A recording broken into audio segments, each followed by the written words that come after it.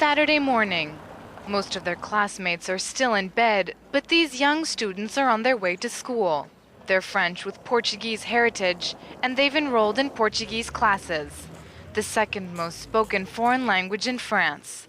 The eager parents are up early, too, to take the kids to school. My wife and I are both of Portuguese origin. Our parents are Portuguese. They live over there. We go every year. For us, it's important that our kids speak the language. 95 students are signed up in this Portuguese center outside of Paris. Here are the 7th graders starting their first 3-hour weekly class. Today is the last day you'll be hearing me speak in French, and the last time you'll be allowed to speak French here. The classes are given entirely in Portuguese. Total immersion isn't always easy, but the students say it's worth the trouble. When I go to Portugal, there are words I don't understand, and I want to understand them. Portuguese and other languages are important for the future, for finding a job.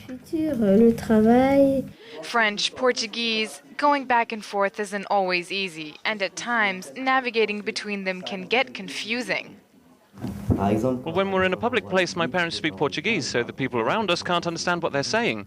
And when we're in Portugal, they speak French, so Portuguese people can't understand. When you're in Portugal, you speak in French so no one can understand. That's a great idea. You wouldn't want people to understand what you're saying, because when you're communicating, the last thing you want is for people to understand you. That's what communication is for, right?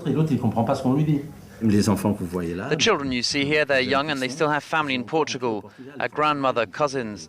On the other hand, they were born in France, they have friends here, they know French culture. So they're always going back and forth between these two cultures. I think it's important for them to accept both cultures. A cultural heritage that sometimes borders on nostalgia for their parents' homeland and summer vacation, a feeling that the Portuguese call saudade.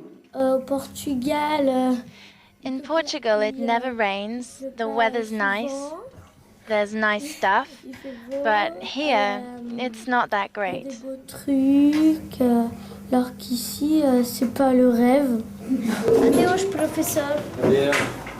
In France, more than 30,000 students, like Priscilla and her classmates, are learning how to speak Portuguese.